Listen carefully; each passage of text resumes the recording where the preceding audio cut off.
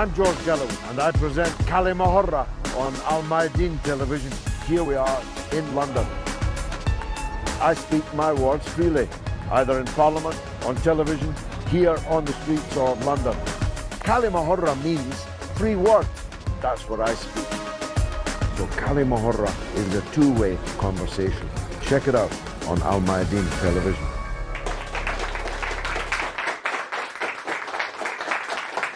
Welcome to كلمة with me, George Galloway, coming to you from London, but discussing the whole world with an audience of distinguished experts and one or two enthusiastic amateurs like me.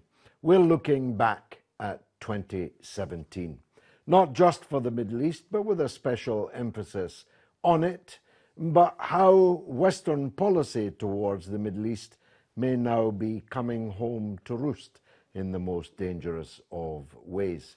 We don't have enough time in even a television program this long to discuss everything that's happened in 2017, which came to an end with Donald Trump doing what every president of the United States has promised and broken that promise to do since 1973, namely to recognize Jerusalem as the capital of what they call Israel, and to move the US Embassy from Tel Aviv to Jerusalem, though it may take rather longer than he thinks to actually bring that about. But the Middle East is experiencing some highs and lows. The high is obviously the defeat of the organized faction calling itself Islamic State and Al-Qaeda and the other alphabet soup members of the various Islamist fanatic organizations, Takfiri, sectarian, mass murderers, a kind of death cult, has been defeated on the battlefield in both Syria and Iraq. But as everyone watching this knows, that doesn't mean the mentality which gave birth to these factions has been defeated entirely.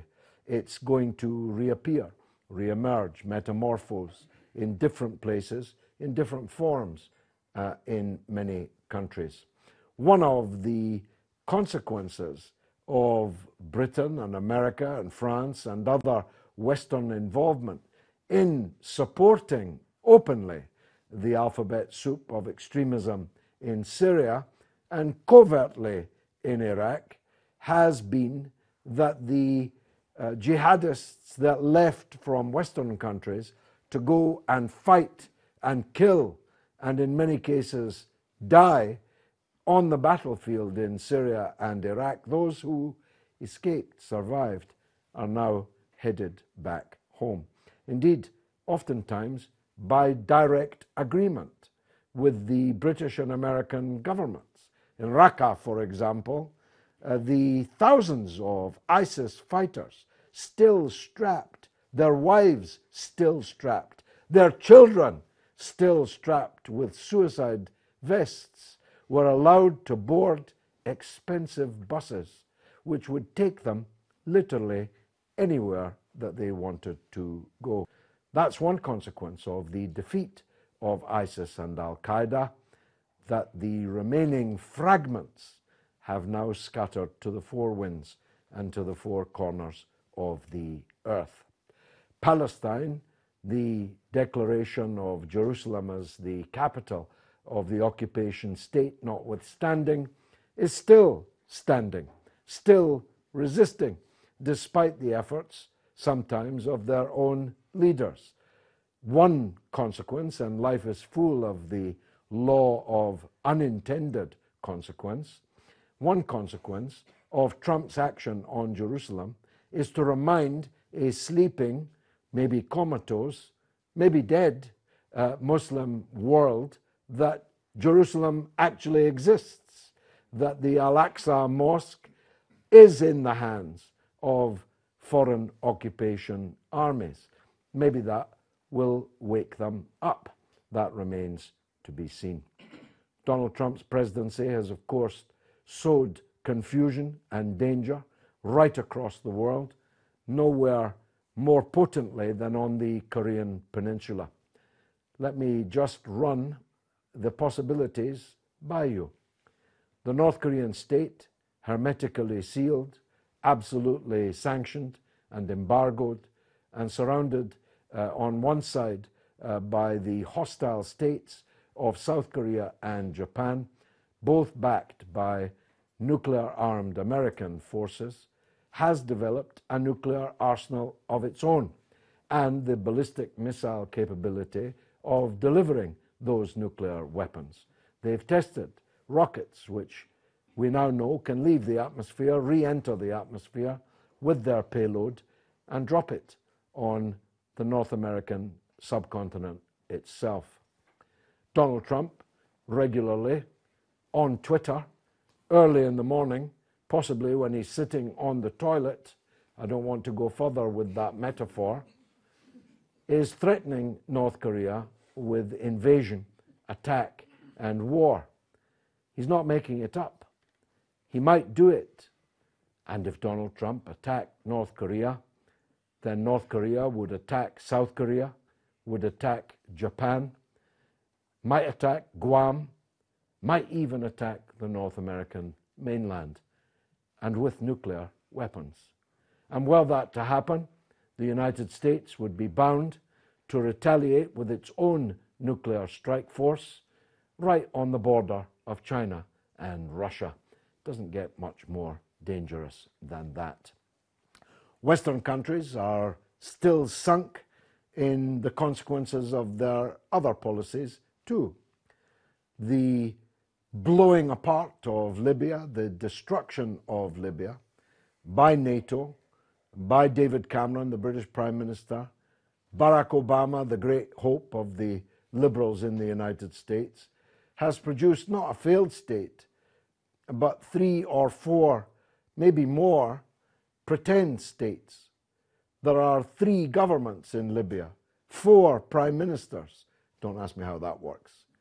No army, no borders, no state forces of any kind, which means, of course, that Libya is now a gate across the Mediterranean to the European mainland, and mass refugee outflows from Africa through Libya can happen again at any time. Indeed, they happen every day, but truly mass floods of refugees, refugees from war, refugees from poverty and underdevelopment in the millions could happen.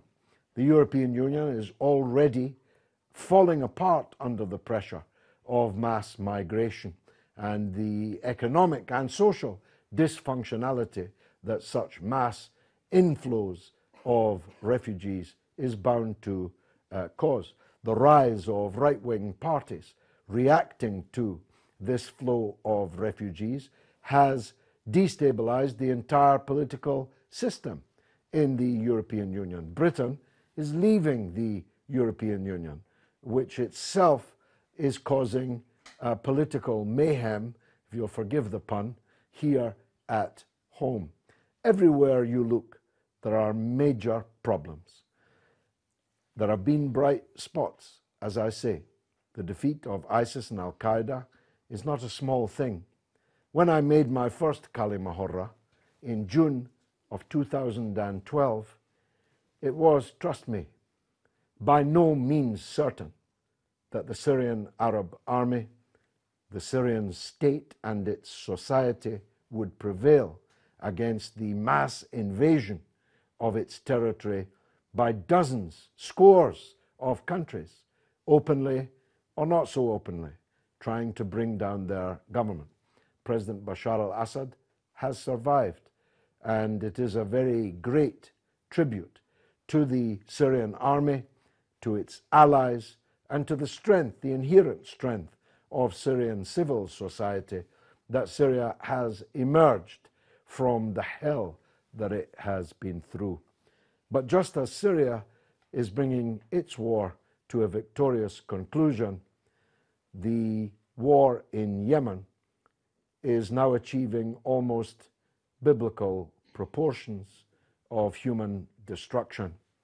Cholera, yes, cholera, the biggest cholera epidemic seen in modern times anywhere is now raging in Yemen. Thousands of people have been destroyed by heavy armaments dropped by Arabs, fired by Arabs on other Arabs, weaponry sold to them by the Western countries who bleat about human rights and the problems of underdevelopment in other contexts, whilst Yemen starves. Now, I mean literally starves. I mean children that look like the children in the periods of the worst possible famine in Ethiopia and elsewhere in sub-Saharan Africa. That is now the norm as a matter of deliberate Saudi Arabian policy. And the last point I'm going to make is about Saudi Arabia.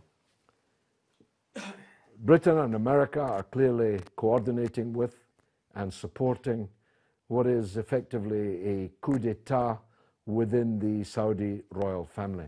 Hundreds of Saudi princes and plutocrats are sleeping this evening on camp beds on the floor of the Ritz-Carlton Hotel.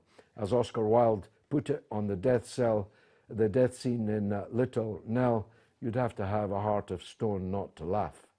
I'm not here to speak up for the criminals on the floor of the Ritz-Carlton Hotel.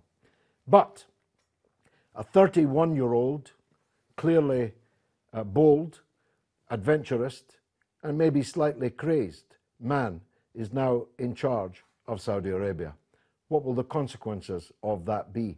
On the front with Iran, on the front with Yemen, on the front in Syria, and amongst the Muslims generally, because of course very soon this 31-year-old man will be the custodian of the two holy mosques, unless of course he's overthrown in the course of the next 12 months or so.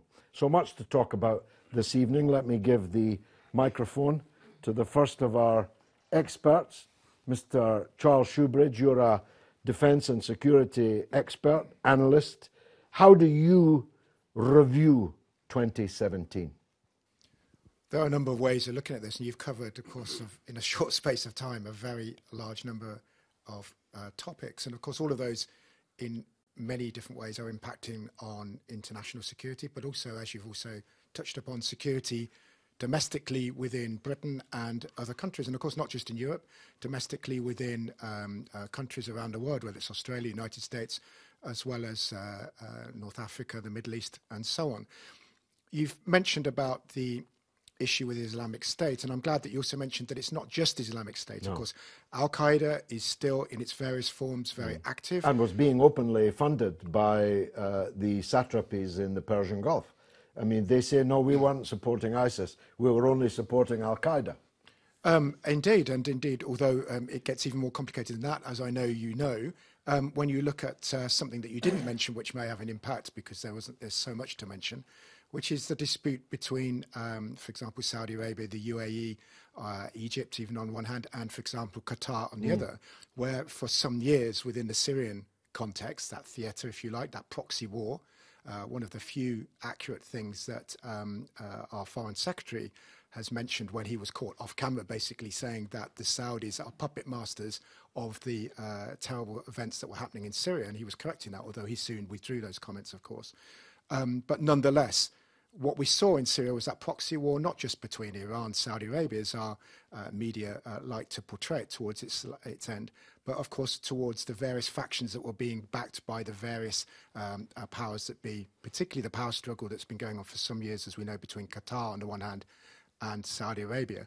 That itself could result in conflict in some way, where you had, for example, in Syria, you had Saudi Arabia and its allies largely backing those that went on to become ISIS, and then you had Qatar very powerfully and using vast resources backing others, especially those that were allied to Al-Qaeda, and using a number of methods to finance that. For example, not just straightforward payments, but also, of course, paying all of the, or very large numbers of the ransom payments and so on, finding many different ways to direct that funding. And indeed, Britain and the United States have found some very ingenious methods via so-called development programs and so on, of funding what even are in the West are acknowledged to be terrorist groups, because it's furthered the geopolitical objectives of countries such as Britain and the United States.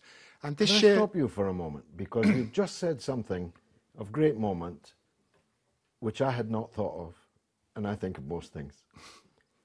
Are you saying, and it's suddenly like a light bulb going on in my head, that in fact Qatar was washing its money that it was giving to these terrorist groups through the ransom payments of Westerners? So in other words, a terrorist group captures a Westerner and asks for an exorbitant ransom payment.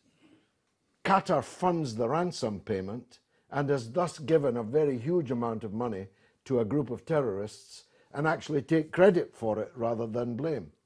This has been my view for well over 5 years, that I've observed that it is always Qatar that steps in. It's always Qatar that gives a very large sum of money to a group which anyway that country has been funding and openly funds. And not only that, of course, through its propaganda channels such as Al Jazeera, gives propaganda platforms too, particularly in Syria. And we know that Qatar has been adventurous in its foreign policy in spreading Islamism and terrorism for its own, again, geopolitical purposes throughout Africa, especially North Africa and the Middle East. And as you say, they then get credit in the West's papers for actually stepping in as mediators and so on. But of course, it's a perfectly good way of laundering money in a way that actually makes it appear that they're perhaps being humanitarian, helping out and so on. So whilst it would be difficult to prove that that was the motive, that is certainly the effect. And personally, I believe it was the motive, because after all, they are backing these groups anyway. But Britain and America, of course, and France and others have also backed these groups. They, for their own geopolitical objectives, have brought chaos to countries such as Libya and Syria, because those countries, for example, in the case of Syria, have been allies of Iran and enemies of Israel, enemies of Saudi Arabia. And of course, for the West, particularly for America and the United Kingdom and France, it would appear, from going back to your original question, that all too often the interests of the citizens of those countries have been put aside, and instead groups have been backed because they, in countries such as Syria, Libya, those extremist groups, notwithstanding they're illegal internationally, they're proscribed organizations, they've been backed because they are very useful tools in undermining so-called enemies of this country. And the blowback of that, which I know you predicted, I predicted, and many others predicted, so these events were predictable, is now happening, and happening apace. People on the streets of Europe and the United States and elsewhere are dying because, or largely because, of our interventions in these countries, which have acted to, first of all, motivate some people to carry out these actions. They've acted as a recruiting agent, but also to provide the destabilized, ungoverned spaces in Syria and so on, where these groups that have acted as incubators for these groups. And now, belatedly, we have gone in, and particularly, of course, Russia has gone in and actually sorted these groups out, at least deprived them of their physical so-called caliphate. Of course, the psychological caliphate that you've kind of alluded to in terms of the mindset, and the cyber caliphate, if you like, their abilities to influence online, those are still problems for the future. May I just press you on one point? The British government has not been prosecuting, by and large, the hundreds of ISIS, Al-Qaeda and other extremist groups, fighters who've returned to Britain. They don't like us highlighting that because it's embarrassing in the newspapers, and there are one or two cases, but for the most part, returning jihadists, if we can use that term, I don't like it myself, but it's a good shorthand, are back here now already, and many more may do so. And rather disturbingly, whenever there are arrests, they happen to be quite close to where I live.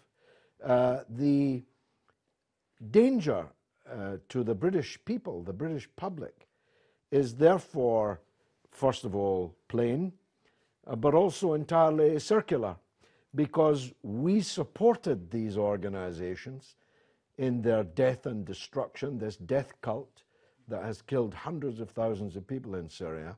And now the people that we have supported are back here looking for ways to murder us. The Manchester Arena bombing was carried out by a group that was deeply involved with us. We were paying for them. We gave them residency in Manchester.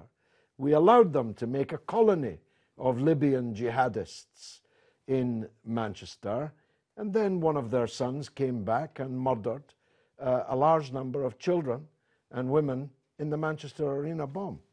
That's absolutely right. And what you've seen there, and the Libyan example is a very good one. And again, one that has been almost totally ignored by the mainstream British and American media. The fact that even the jihadists, so-called jihadists themselves, going to join Islamist groups in Libya, were telling independent journalists, MI5 turned a blind eye. They said to us, if you're going to go and fight Gaddafi, just as in Syria, if you're going to go and fight Assad, we don't mind, off you go. Even some people on so-called control orders allowed to leave this country and end up fighting. And guess what?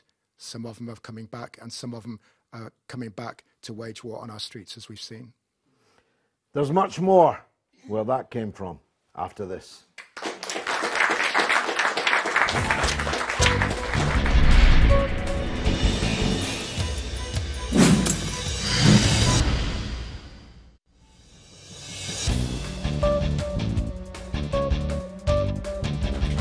You're watching كلمة with me, George Galloway, on Mayadeen television, coming to you from London. Ahmed Caballo, you are a writer, a broadcaster, an analyst, a political activist, and a black man.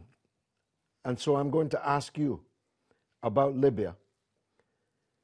One of the ugliest things that emerged in 2017 for me were the pictures of slave markets being operated in Libya by the people that NATO put in power in Libya under their aegis. Black people were twisting like strange fruit on the trees of Libya, lynched, hanged, and now they're being sold as slaves. Isn't the Libyan crime of almost unparalleled evil and wickedness, but also stupidity? What did the West gain from that? Go ahead. Well, it's important to remember that the mistreatment of black people has been happening since 2011. And there's a few key reasons for this. The Western media is also to blame, because they perpetuated a myth, a lie, that African mercenaries were being hired by Gaddafi to fight. Now, these people were established migrants that have been there, and also there is a significant part of the Libyan population that is black. So what they did was they created an enemy status for anybody that looked like me, so that when these warlords, these criminals took over, they took out their vengeance against a group that were associated with Colonel Gaddafi. So the Western media is also to blame. But also, let's not forget the role of NATO, the role of David Cameron, Sarkozy and Obama. When you destroy a state, its institutions, when you take away everything, what you're left with is lawlessness. And in lawlessness, everything goes. People's prejudice, people's fears. This is a breeding ground for the very worst of humanity. And the thing that I struggled with, I was recently at the demonstration. There are a lot of people, black people, in the UK, around the world, that are angry about what's happened in Libya. But I feel like that anger is misplaced. There's a lot of chants against Libyans, a lot of chants against Arabs, but there isn't any chants against the NATO elements that were part of the destruction of the state. It wasn't to place all the blame and to protest outside the Libyan embassy misses the point. You destroyed a stable strong African state, and you funded and armed anybody and everybody, people as young as 16, you gave them weapons and you said, go and fight. And was it worth it in terms of the West? Of course it wasn't worth it, but they don't think like we think. They don't have the perspective of an ordinary citizen. If they did, they wouldn't think it's more important to get rid of a geostrategic enemy who's been a thorn in the side of the West like Gaddafi. That wouldn't be your priority. Your priority would be the welfare of British citizens. And if had they put the welfare of British citizens first, the Manchester bombing would not have happened. The Libyan Islamic Fighting Group was a designated terrorist organisation. That was lifted, and as you mentioned earlier, people were allowed to travel freely to Libya. And then after 2011, those same elements were allowed to travel freely to Syria. Now you've got to ask yourself, if you're allowing people to travel freely back and forth to your country, are you concerned about the welfare of the citizens of this country? And I'm particularly disappointed by the reaction, because Theresa May wasn't Home Secretary and then retired. She left from being Home Secretary to become the Prime Minister. Why hasn't the media, the political opposition, used this point? Why haven't they brought this up? Why haven't they said, what was behind that decision? Why did you do that? And are you going to apologise to the families in Manchester for the mess that you've created? At least on the Iraq conflict, we got eventually the Chilcot report. At least that was an inquiry into why they did it. On Libya, there has been nothing. There was a small select committee in the House of Commons, considered it and found against the government, but nobody reported it, and it didn't make any difference. And you and I both have strong Manchester connections, so this is particularly personal for us. I have a disagreement with you and many people about Gaddafi. This is why I find it more difficult to understand. There was a time when Gaddafi was a thorn in the side of the West. There was a time when Gaddafi was a rebel and so on. But that time had long passed. He had surrendered. He gave up his weapons. He started paying Western statesmen like Sarkozy, like Berlusconi, and some others that it's not yet legally possible to mention, closer to home. He was allowing the international banks to hoover up the sovereign wealth fund. That's why places like JP Morgan, when Gaddafi fell, had almost $1 billion of Libya's money in their vaults, where of course it has remained. I don't understand genuinely, I'm saying this to you truthfully, I don't understand why they imagined that getting rid of Gaddafi could possibly be worse, could possibly be worth the price that has now been paid for it. I don't have an answer to that question, to be honest. It beggars belief. But there's the thing to remember, as I don't need to tell you, with Western governments, they often act like the mafia. They don't have to get you there and then. They usually invite you over for a meal, kiss you on the cheek, appear to take your money, take your money, take your money, and appear to be on good sides, make you give up your weapons, so that you're relaxed, that you think, I'm on the good sides, I'm friends with Tony Blair, I'm untouchable now. And that's when they get you, when you're complacent, when you think you're safe. So I'll disagree with you on one point. I don't think Gaddafi ever stopped being an enemy, perceived by enemy status. I think that there was a point where they used the vulnerability of a guy that was isolated, of a guy that saw what happened to Iraq and thought, I'm next unless I do something. They used that vulnerability and they used that against him, and ultimately that was his downfall. Who'd like to comment on any of these issues? Yes, the gentleman behind. I think you raise very valid points, actually, because if you look at Iraq, even Saddam Hussein was an ally many, many decades ago. And the policy of West particularly is hegemony, isn't it? You have to rule the world. We are the only rulers of the world. So whoever is our allies will remain our allies and can rule their patch till they behave. And these symbols of Libyan overthrow, or Iraq, or Syria, or Iran, or Cuba, or North Korea are like trailers that, listen, that's what happened to him, it can happen to you as well. And the only way... Gaddafi predicted that, by the way. Yeah. He told the Arab Yes, League absolutely. that what they did to Saddam Hussein, they're going to do to all of you. Yeah. Yeah.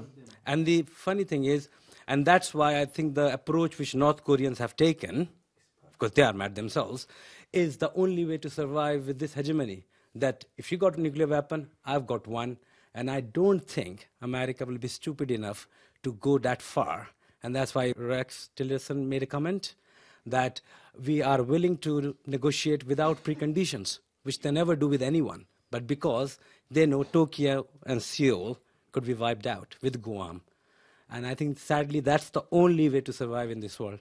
Otherwise, you will be gone tomorrow. Anybody. Or you have to be Mohammed bin Salman, with their friends. The leader of North Korea may or may not be mad. I don't know enough about him that I can believe to conclude that he's mad. What I do know is the policy he's following is very far from mad. It's the opposite of mad. It is, and I always used to say this in the run-up to the Iraq war, Iraq doesn't have weapons of mass destruction. If it did, they wouldn't be invading it. North Korea does have weapons of mass destruction, which is why they will never invade it. But that was before Donald Trump. That was BT. Before Trump, everything may well have changed. Hopefully he'll be long gone soon, I think. Trump has come. Ahmed, do you want back on that?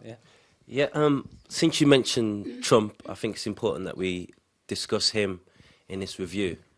Now, before 2016, in the up to election, many of us, he appeared, he painted himself to be outside the political establishment. He even had a pop at the United States' his closest friend, Saudi Arabia. Now, what we've saw since election, there's a BT and a DT, sorry, a BT and AT before Trump was elected and after Trump was elected, and it's two completely different people. After Trump's been elected, he's dancing with swords and has done everything he can to get closer to the Saudis. Meanwhile, he's taken extremely aggressive steps towards Venezuela. In fact, Venezuela and North Korea are the only non-Muslim majority states that are now on his travel ban. Now, to suggest that Venezuelan citizens or North Korean citizens are a threat to the United States is preposterous. But nonetheless, they're not allowed to enter. And the point I'm trying to make is, I feel like, although we place a lot of emphasis on Trump and his actions and his tweets from the middle of the night, I think that he's been directed, or he's been convinced by people around him, because nothing that he's done so far is out of step or out of sync with American foreign policy. You mentioned about Jerusalem, how previous presidents have wanted to take this step. And I think that now it's not a coincidence that he's taken this step, and also the Crown Prince, Mohammed bin Salman, has been acting the way he has been acting. I think there's been some sort of coordination. I'm certain of that. And I think this is a Jared Kushner MBS coup. And I think we're moving towards what the quote-unquote, I wouldn't use this word, but the deal of the century, in which the Palestinians are going to be forced to move to the Sinai region of Egypt. And that there's these preparations with the regional allies, the regional sellouts, I'll call them, who are preparing for this move. And this is what worries me, that we're placing all the emphasis on Trump, but we're actually missing the bigger picture, that actually he's been directed, instructed, and working in coordination with all of the key parties in the region, the Egyptians, the Jordanians, the Saudis. They're all preparing. It's not a coincidence that we saw Hamas change its charter. We're seeing certain moves that didn't look possible, I'd say, 10 years ago. So I'm a bit concerned. 2017's been a bad year, but I think 2018 might be even worse. You called it Sinai. You should have given it its full name, the Sinai Desert. The emphasis on the word desert, so that the Palestinians might be asked to exchange the beauties of Jaffa and Haifa and the orange groves and the beauty of their country for a little bit of desert. What could possibly go wrong with an offer like that? Yes, sir. أستاذ جورج، يعني أنا بدي أعلق. أنت وصلت لعند اللي هو الإرهابيين أو آيسيس والقاعدة، وأيضا تخوفات الغرب، وإيش ممكن يحدث في العام 2018. العام 2017 كان سيء على جميع المناحي، سواء في الشرق الأوسط أو في الغرب. كانت هناك تفجيرات كثيرة في بروكسل، في بريطانيا، في ألمانيا، في أكثر من منطقة. ولكن أنا أعتقد بأن خطاب ترامب الأخير وإعطاء القدس كعاصمة للإسرائيليين هو بذلك أعطى الفرصة للمتشددين وبركز عليها لإعادة صياغة مشروعهم في المنطقة.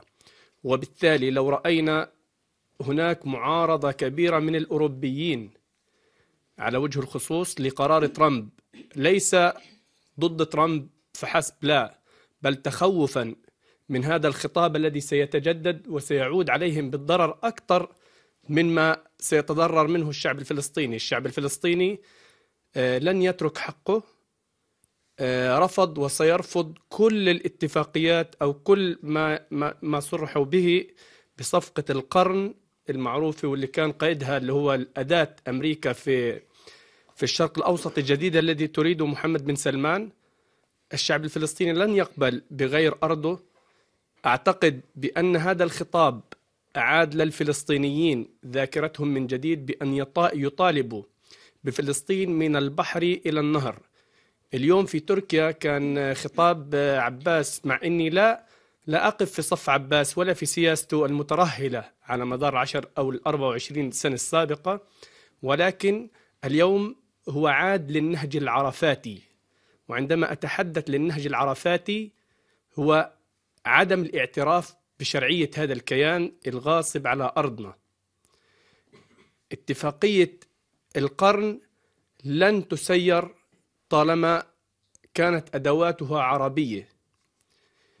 محمد بن سلمان انتقل من الحياة الدينية للحياة الانفتاحية والعلمانية في المشروع الجديد، ولكن أنا أرى بأن تخاذله وسكوته عما يحدث في القدس سيكون له أثر على دول أوروبا في الدرجة الأولى، وأيضا على ممالك آل سعود ودول الخليج في المنطقة، وذلك لأن هناك الكثير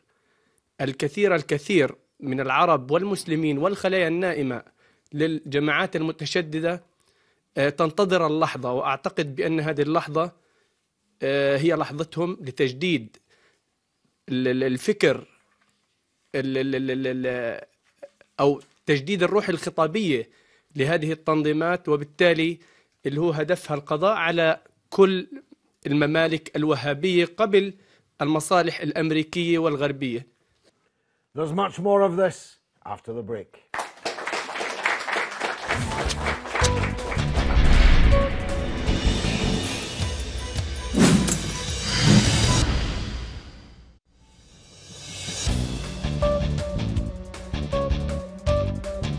You're watching كلمة with me, George Galloway, here in London, talking about the year 2017. My goodness, what a momentous year it has been, for good and ill, mainly ill, actually. We took the كلمة camera onto the streets of London to hear what the people thought. Let's take a look. Do you think that the wars in the Middle East affected Europe in any way? Yeah, absolutely. All that happens anywhere, the butterfly effect is going to affect us. Actually, I think it's terrible for the population, for everyone, because, of course, when you create a war somewhere, the population have to move because they won't survive. So the fact is just it's create a lot of problem, actually. And anything that happens anywhere else in the world is going to affect Europe in some way. How do you think that the war in the Middle East affects the EU at the moment? Well, that's a big question. I can't really comment on it. I don't have enough information to really comment on the impact on the EU. It will definitely affect Europe in a way. It has already affected to my country, so I know the effects. So it's not going to be good. Whereabouts are you from? I'm from Serbia. And how has it affected the situation there? We have a lot of thousands and thousands of refugees. Our country is filled up with desperate people, especially from Syria. They are well educated, and in a way, the war is made. So they are flying to Europe, and from my country, they're flying further away to the Western countries of Europe. Do you think that the war in the Middle East affected Europe and the EU?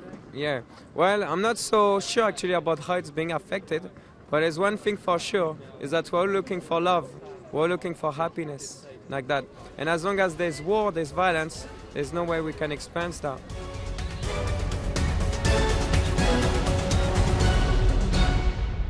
I want to come back to the issue of the refugee flows and the impact they are making in Europe, not just on the economy and on the societal relations, but on the very political systems themselves. But first, Madam, you have the floor.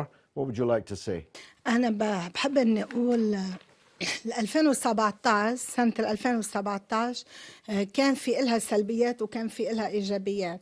أكيد كانت السلبيات من ناحية الحرب وازدياد العمليات الإرهابية هون بأوروبا، ببروكسل، بألمانيا، بلندن، والكل مننا حتى نحن بالشرق الأوسط ما بنحب الإرهاب وما بنحب هيدا العمليات، وكان لها أثار على المجتمع وصارت خلفت لنا حقد وكراهية تجاه المسلمين وخاصة للنساء المحجبات، لأنه صار مبين إنه نحن مسلمات، صرنا نلاقي ردة فعل تجاه هيدي التصرفات. هيدي كانت سلبية. وكمان الحرب وإن أذت كتير من البشر باليمن ولا بالعراق ولا بسوريا في كل البلاد. ولكن من إيجابياتها إنهاء الحرب بالعراق، إنه هلأ العراق تحررت كلياً، ما بقى في حرب، ما بقى في داعش، ما بقى في نصرة، ولكن ذلك أيضاً لا يمنع من ظهور عصائب إرهابية أخرى. حتى الآن تظهر في العراق مجموعة إرهابية من 500 عنصر يحملون رايات بيض ويضعون رأس الأسد في الراية وهم ملثمين، لا تعرف هويتهم حتى الآن ولا حتى مصدرهم. هيدا الحالات أكيد حتظهر كردة فعل لدحر داعش والنصرة، حيظهر أشياء تانية ممكن تكون أصعب. من إيجابيات كمان 2017 إنه الرئيس بشار الأسد كمان أثبت وجوده كرئيس وله شرعية واعتراف من بقية الدول، وإنه هو كان يعني كان ضمن الحدود الدولية وكان ضمن الشيء المعترف فيه. أيضا من إيجابيات 2017 إيران والنووي، إنه لحد الآن لم يصدر أي خطأ من إيران في خرق النظام الدولي أو أي خطأ من الناحية في شرعيتها بامتلاك النووي. هيدي كمان إيجابية. هلا إنه بعدين هلا ترجع على الشرق الأوسط بأشياء كتير إيجابية، لأنه إيران وسوريا حتكون حليفة ضد الإرهاب مش مع الإرهاب، لأنه دائما نحن نندد بالإرهاب في أي مكان. Are Syrian refugees going back to Syria? I know that there has been a return from Lebanon, but what about all these Syrians that are in Europe? Because I know Syria very well. Once upon a time, I was married to a Syrian.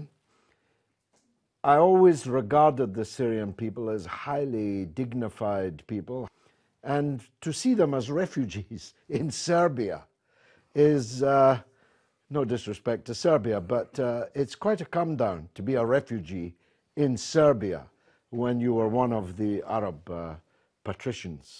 So can we expect an outflow of Syrian refugees back to the country? And if so, how will the Syrians who stayed throughout the war regard them. فهمت؟ نعم.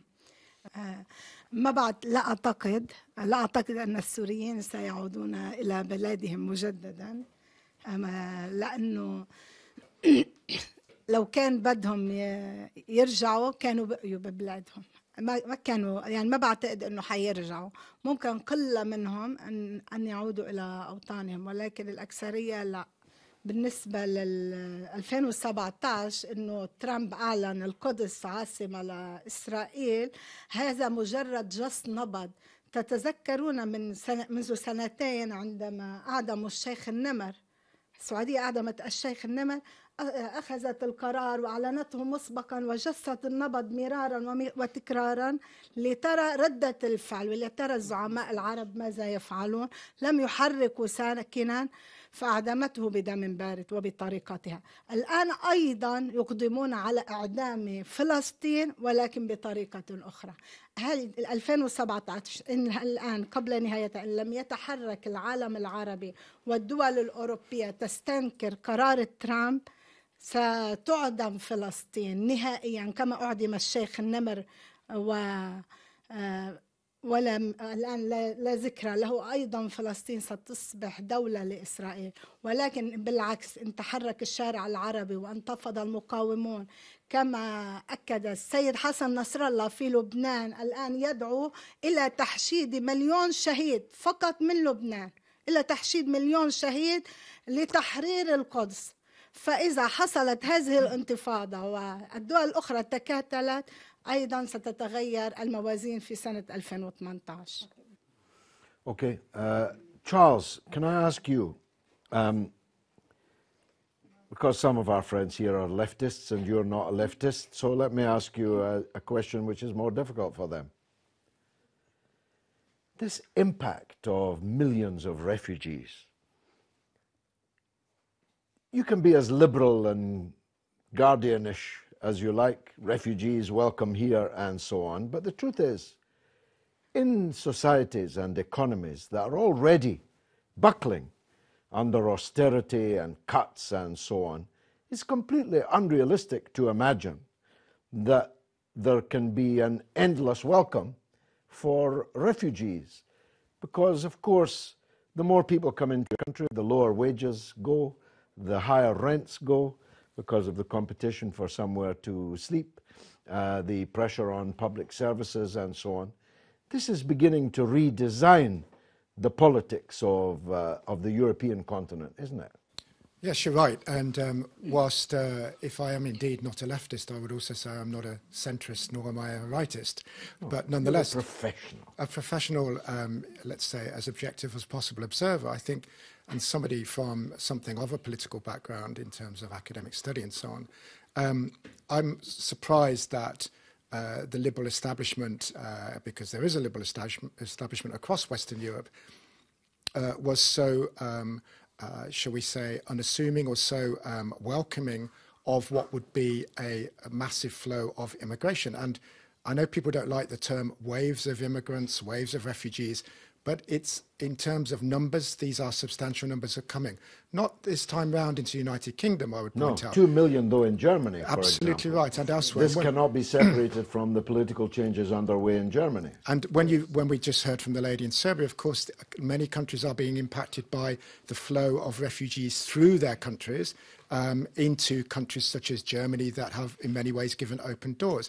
But what I'm surprised, even myself was surprised at, was the naivety, if you like, and gullibility of the liberal establishment in much of Europe, to the extent not that they would give safe haven to refugees, because of course on a humanitarian level one can see the appeal of that. In fact, the requirement. Well, it's a legal requirement. It's legal, but also there's a humanitarian and moral requirement, especially when you consider that actually these countries that have given the safe havens, such as Germany, were not the ones in the forefront of destroying and destabilizing those countries in the first place, such as France and the United Kingdom that have... Britain created a fantastic number of these refugees and has taken almost none of them. And one can point the same as Saudi Arabia, for example, countries like that have so funded an armed rebellion that has caused chaos and hundreds of thousands of deaths, millions of refugees, and has done almost nothing to help the refugee flows, has reneged on its funding promises and so on. Well, I've just made a film, actually, called The Patriot Game, about the rise of the far right. It will be broadcast shortly. In Germany, the far right party has risen. Angela Merkel now has no majority. She might no longer be the German chancellor. We may have someone entirely different. Or we may have another election in Germany which is likely to show an even greater polarization. In Italy, there's about to be an election, and you have the far-right Northern League and the populist, but not far-right, Five Star Movement. Both of these are likely to be the victors in this election. In the Netherlands, in France, Le Pen was in the runoff and gained, I think, 22% of the first round vote, despite openly being associated with fascism. There are many other places. Sweden, for example, once a sort of liberal social democratic bastion, now has terrible problems of racial and religious harmony. So isn't another of the unintended consequences of these crazed Western actions from Iraq onwards the actual destruction of the political architecture in the countries that launched those wars? Unintended, maybe, but completely foreseeable, predictable and predicted. You, myself, others, many others commented that these would be consequences that flew, for example, or flowed from the Iraq invasion. And you have to ask yourself, it's always, you know this, it's always a very useful question to ask, who benefited?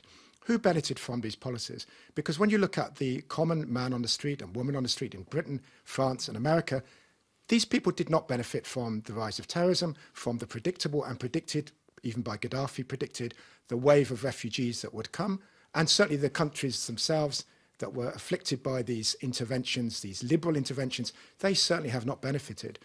So when you step back, you look at who benefited, and you can see that in the countries concerned, certain vested interest groups benefited economically from these interventions. You look at the arms companies, the oil companies, and those that back them, and those that derive benefit from them, and the political classes. But when you look at the international perspective, you look at a country benefited every time. There's a country that was implacably opposed by Iraq, that was implacably opposed by Gaddafi and Libya, notwithstanding his rapprochement with the West, and was absolutely implacably opposed by Syria and Assad, and still is. And that country is Israel. And that country carries massive weight and influence in countries such as Britain, France, and America, as does Saudi Arabia. And of course, Saudi Arabia also implacably opposed to Assad and Syria because, of course, of the Iran connection, and probably for the sectarian reason that, notwithstanding how secular Syria may or may not have been, that he is not a Sunni, and not a Sunni of their persuasion as well.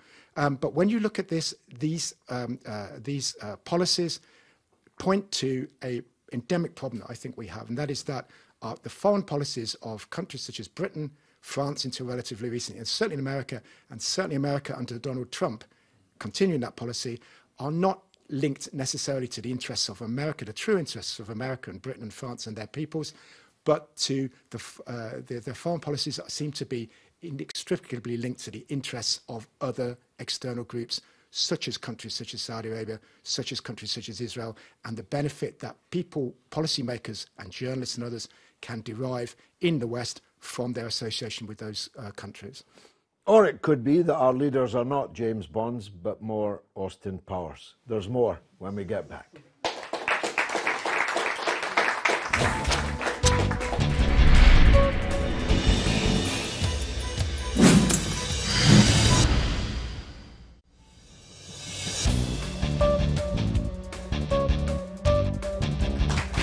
You're watching كلمة حرة with me, George Galloway, coming to you from London, but discussing the whole world. We took the كلمة حرة camera onto the streets of London. Let's take a look.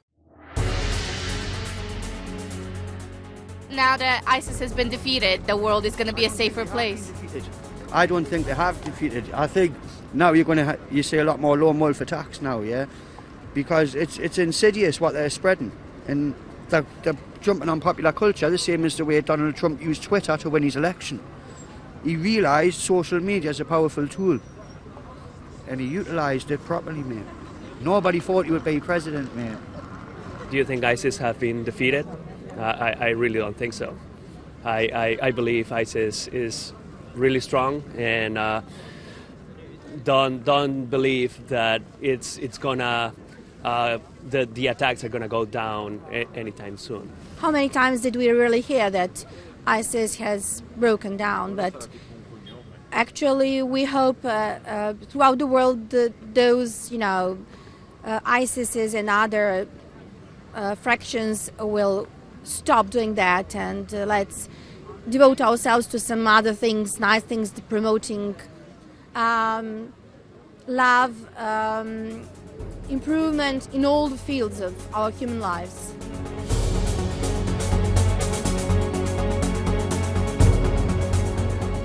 And do you think that other terror organizations are going to rise as well?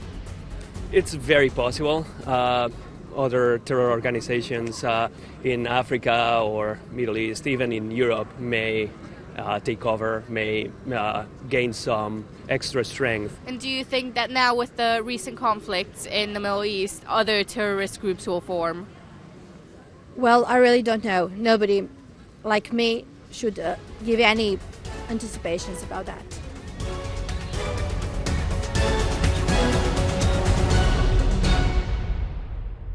Well, a lot of good sense there from the people of London. I'm absolutely certain about this point. I have fought 3 elections since the Syrian war began, and 2 of them, certainly 2 of them, were heavily influenced by my stand on Syria against Al-Qaeda and ISIS and the rest. And they were decisively influential against me. That tells me that even in England, maybe especially in England, but certainly even in England, there are many, many, many people who are prey to the sectarian sickness that produced ISIS. Gentlemen there. Thanks, George. Everyone in this room, and probably everyone who watches this program, will be aware that Trump has done the old estate agent's trick of putting a promised sale to someone else, which is called gazumping in England. So Jerusalem, we're all familiar now, is going to be the site of the new American embassy, and as far as this dimwit is concerned, will be the site of the Israel capital, the settler state capital.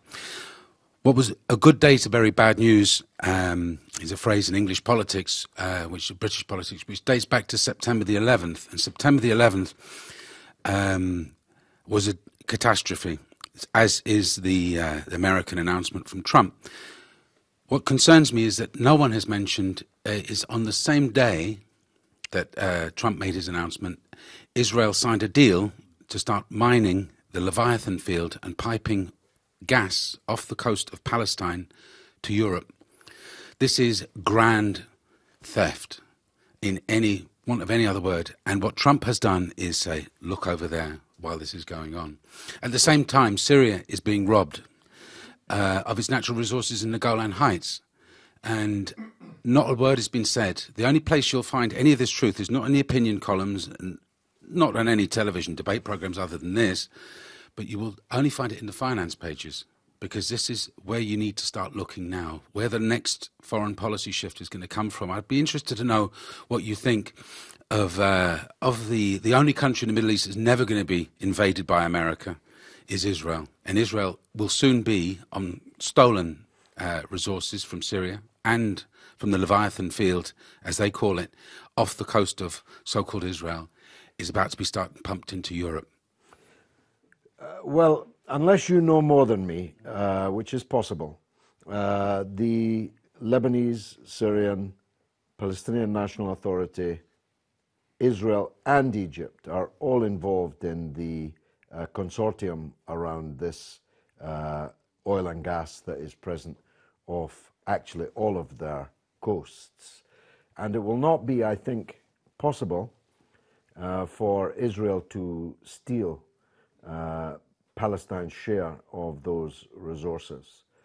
Unless something very significant changes, that will be blocked in the international court. Unless you've got news for me. Well, it's the EU has signed this. They've also recently had developments in 2017, which have favoured and benefited Israel and been promotion of Israeli interests throughout the region. But this is something which has been overshadowed, I think, by the Jerusalem move. This is a deal between Greece, Italy, and Israel in Cyprus, which was signed at the same time that the declaration, the Trump declaration, was made. It's really it's something that I think is well. I'll certainly significant. look further into it. But the last time I looked, it was legally not possible for Israel to steal Palestine's share of the revenues. But Israel's withheld Palestinian revenues that they're owed for yes, years but and bankrupted in this the case, government. it wouldn't be paid to them to allow them to hold it. It would be paid to President Abbas and the authority. But thanks for raising it. It's a significant enough point for sure. The young lady on the end there, please. Thank you. As we've seen in the Vox Pops as well, people aren't very optimistic about terror attacks stopping in 2018. And I've talked to people in London being afraid to go out on New Year's Eve because a terror attack might happen. Do you think that 2018 is going to be worse than 2017? I do, and I wouldn't advise you to go out on New Year's Eve for lots of reasons, not just the ISIS Al-Qaeda problem. But there is no doubt, as we saw even in New York, in Manhattan, there are people amongst the Muslim Ummah, immigrants, refugees, and so on, that are either through rage and anger, so filled with a desire for vengeance against Western societies, they can't reach the politicians and the governments, so completely in contradiction to Islam, they decide to kill innocent civilians. In the case of Manhattan, people traveling on buses. Therefore, the poorest workers in New York, this man wanted to murder them to protest about what's happening in Gaza. So he obviously didn't have a very great grasp of the religion that he professes. That's one set of people. Another set of people are so consumed by sectarian hatred that they are ready to do anything. And it's I know this because I get it all day and every day on Facebook and Twitter, and in the elections I spoke of, thousands of Muslims voted against me, someone who has fought for Muslims all their life. Thousands of them voted against me because of my stand in defense of Syria. And I was once, trust me, a hero of the Edgware Road. I couldn't walk down Edgware Road for selfies being taken every 10 yards. Now I can't walk down Edgware Road for fear of being killed. So there is, even in England, a decisive shift in favour of extremism. Now, of course, not all of these extremists are going to blow themselves and other people up, but the fertile ground is there. And if it's true in England, it's definitely true in France, where racism and Islamophobia is far worse than it is here. It's bound to be true in the Netherlands, where ditto, Sweden, ditto, places where Muslims get a very hard time, and immigrants get a very hard time. People with black and brown faces get a very hard time, much worse even than here. If you think England's racist, you've never lived in France. So in that soil will grow extremism, whatever it calls itself. Yes, Ahmed. So it's just more of a question rather than a statement. I hear a lot in commentary, people talk about Saudi Arabia and Israel influencing American and British foreign policy. And someone that's experienced, someone that's studied this, been in the centre of the corridors of power, I want you to to elaborate and explore this a little bit, because from my perspective, although I consider Saudi Arabia, the state and the Israeli entity as enemies, I think that sometimes as analysts we get it the wrong way around. From my perspective, they are the junior partners. The Saudi war on Yemen is actually the British and American war on Yemen, in which the Saudis are enacting. And these proxy governments in the Middle East, they are not the holders of power. They are the junior partners. And I just think sometimes we need to be clear with our analysis, that we don't always paint ourselves as little old Britain being dragged off by Saudi Arabia to war, little old good old Britain that just gets manipulated and doesn't know Saudi Arabia's true intentions, because that isn't the history of this country. That isn't how this country has been from the time of empire all the way through. No, I entirely agree with that. The tail never wags the dog. The dog always wags the tail. And the dog in this case is the imperialist powers and their interests. The reason that I might have sounded as if I were getting it the wrong way around is this. I expect Britain and America to attack and kill Arabs and Muslims and steal their things. What I have the right not to be prepared to accept is that Arabs are doing their work for them.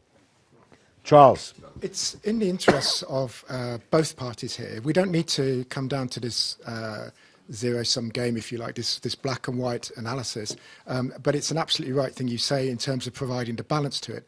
It's a mutually beneficial relationship.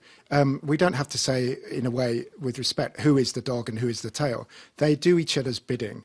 What you've got in the West and what you've got in countries such as Saudi Arabia are elite interests that are enriched by their dealings with each other at the expense of their populations. The Saudi Arabian government, it's an autocratic dictatorship. It has no popular legitimacy. Arguably, to some degree, that is also the case of the West in terms of its electoral systems and so on, but that would take another program. But what we, which undoubtedly will come at some point, but in many ways, we don't need to get bogged down in who directs who. All we need to see is that it's not in the interests of other than a small section of the societies concerned that these acts are carried out, and they're carried out consistently. And the West's foreign policy, as I said, particularly Britain, America and France, has not been directed. Ask anybody in Manchester who went to who's been experiencing the bombings, or in London recently, or anywhere else in Europe, or indeed anywhere else in the world. It is not the peoples of those countries that have benefited from the policies which have helped to not create this situation, but have helped to further it for the interests of a very small number of people, and certainly for the interests of the autocracies within countries such as Saudi Arabia, without Western support of whom these autocracies would not exist. Another case and example is Bahrain, for example. There, without British support, nobody can say Bahrain is wagging the dog of the United Kingdom, and yet you will see that you will see this mutually beneficial arrangement, which certainly doesn't benefit the populations of those countries or our own country. And then you have to ask the question: so why? Who is benefiting, and in what way? And when you realise, of course, as you do realise, that money talks, and when you look at the ownership of the City of London, when you look at who pulls the financial strings, the media strings, the politician strings, where the influence groups are, it is in the favour of countries such as Saudi Arabia, Israel, and, ironically, Qatar. I told you there were experts, enthusiastic amateurs too. It's been marvellous. I hope you found it so too. Until then, good night. Thank you.